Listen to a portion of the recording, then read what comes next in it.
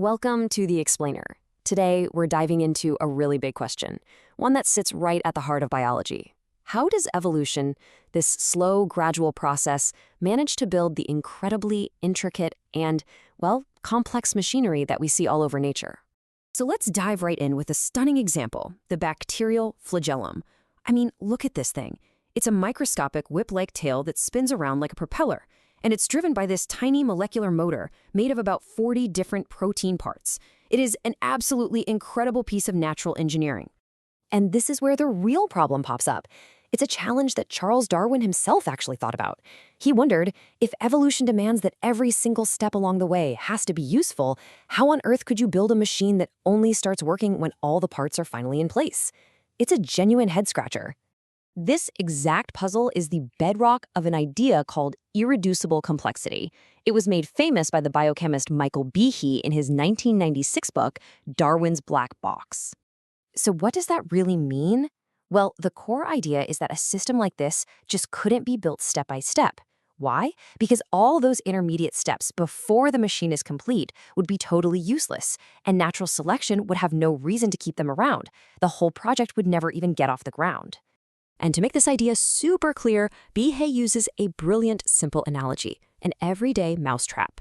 He points out that it has these 5 essential parts, and they all have to be there, all working together for it to do its job and catch a mouse. Think about it. Take away the spring, or the hammer, or even that little hold-down bar, and you don't just have a lousy mousetrap. You have, well, a paperweight. It doesn't work at all. The argument is that some things in biology, like that flagellum, are exactly the same. They're irreducibly complex.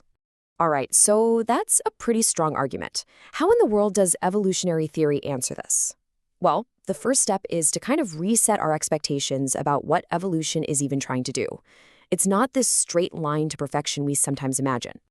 And what's so amazing is that Darwin himself saw this coming.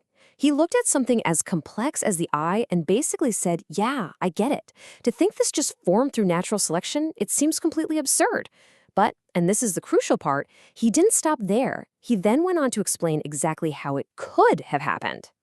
You know, we often get this picture in our heads of evolution as a ladder, right? Always climbing up, always getting more complex.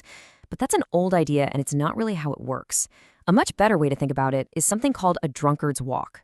Just imagine life starts right up against a wall, the wall of minimum simplicity.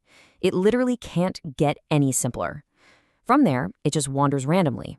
Now, sure, most life stays pretty simple, close to that wall, but just by chance, some lineages are going to wander further and further away, which gives the illusion that there's some kind of active drive towards complexity. And get this, sometimes evolution actually favors getting simpler. It's not always about adding more stuff. Parasites are the perfect example. They often just ditch complex abilities because they can freeload off their host. It saves them a ton of energy. So you see, complexity isn't always the goal. Okay, so if evolution isn't this straight line march towards complexity, then how does it build these incredible machines? Well, it turns out nature's got this amazing toolkit, and one of its coolest, most powerful tools is acceptation. Basically, it's the idea that a part that evolved for one job can get hijacked or repurposed for a totally different job later on. It's like nature's ultimate form of recycling. And this brings us right back to that mousetrap. Biologist Kenneth Miller came up with this fantastic counter-argument. He said, okay, take away some parts. Is it a failed mousetrap? Or is it now a perfectly functional tie clip? Or maybe a catapult for spitballs? The point is, the parts can have other functions all on their own. This is exactly how we think the eye evolved. It wasn't just poof, here's an eye. It was a whole series of tiny, useful steps. You start with just a little patch of cells that can tell light from dark. Hey, that's already an advantage. Then maybe that patch sinks into a little cup, so now you can tell which direction the light is coming from. Even better, you see, each step provides a survival advantage, and over millions of years, you can build up to the complex lensed eye we have today. And now, let's bring it all the way back to that bacterial flagellum, the original impossible machine.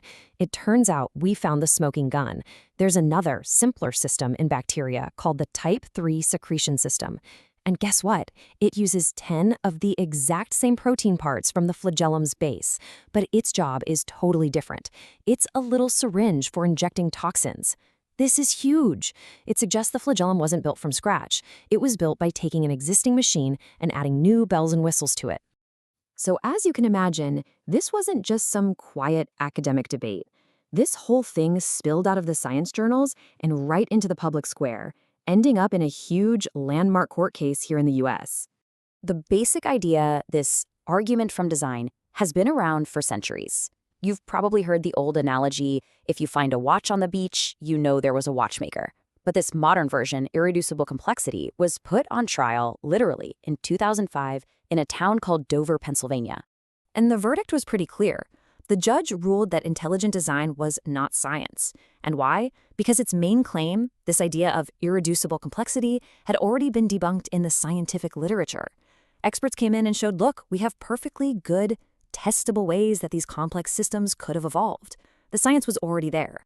And really, when you boil it all down, it's about two totally different ways of looking at a puzzle. One approach says, hey, there's a gap in our knowledge. We can't explain it right now, so it must be something else. But the scientific process looks at that exact same gap and says, awesome, a mystery. Let's go figure it out. A gap in our knowledge isn't an endpoint. For a scientist, it's the starting line. And that's really the perfect place to leave this. I mean, think about it. The history of biology is just filled with things that once seemed impossible. The eye, the immune system, that we now have solid evolutionary explanations for. It just makes you wonder, right? What are the impossible puzzles we're looking at today that the science of tomorrow is going to solve?